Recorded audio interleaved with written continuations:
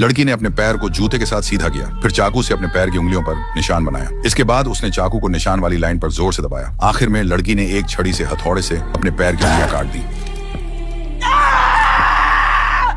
सिर्फ इसी तरह वह राजकुमार के जूते में फिट हो सकती थी और राजकुमार से शादी करने के मौके के लिए अपनी सौतेली बहन के साथ मुकाबला कर सकती थी। राजकुमार का दिल जीतने के लिए मां ने एक डॉक्टर को ढूंढने में बहुत पैसा खर्च किया। डॉक्टर ने तुरंत एना के ब्रेसेस हटाने के लिए बड़े प्लायर का इस्तेमाल किया। फिर उसने उसकी नाक की सर्जरी करने के लिए हथौड़ा उठाया। इस डरावने सीन को देखकर पास खड़ी उसकी बहन पूरी तरह हैरान रह गई, लेकिन मां के चेहरे पर खुशी की मुस्कान थी।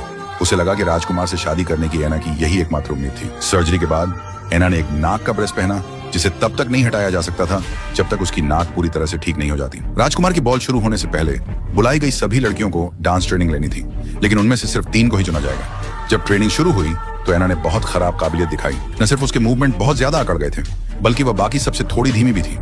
इस वजह से टीचर ने एना को पीछे की लाइन में बिठा दिया। इस बीच उसकी सौतेली बहन अपने सुंदर लुक और जबरदस्त डांस टैलेंट से जल्दी ही टीचर का दिल जीत लेती थी।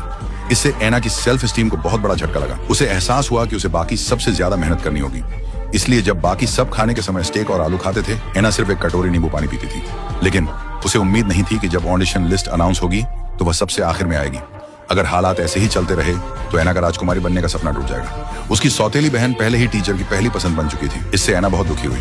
उसे और भी ज्यादा निराशा इस बात से हुई कि रोज नींबू पानी पीने के बाद भी एना का वजन कम नहीं हो रहा था। वह एक भी ड्रेस में फिट नहीं हो पा रही थी। लेकिन एक और टीचर ने उसकी कोशिशों पर ध्यान दिया और एना को एक डिब्बा दिया। टीचर ने कहा कि अंदर के कीड़े उसका वजन कम करने में मदद कर सकते हैं। एना उन्हें निगलने ही वाली थी, लेकिन उसकी बहन ने उसे रोक दिया।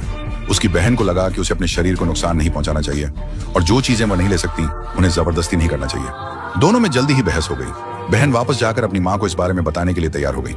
हालांकि अपनी बहन के जाने के बाद एना ने फिर भी कीड़े निकलने का फैसला किया, लेकिन उसने कभी सोचा भी नहीं था कि यह फैसला उसकी जिंदगी पूरी तरह बर्बाद कर देगा।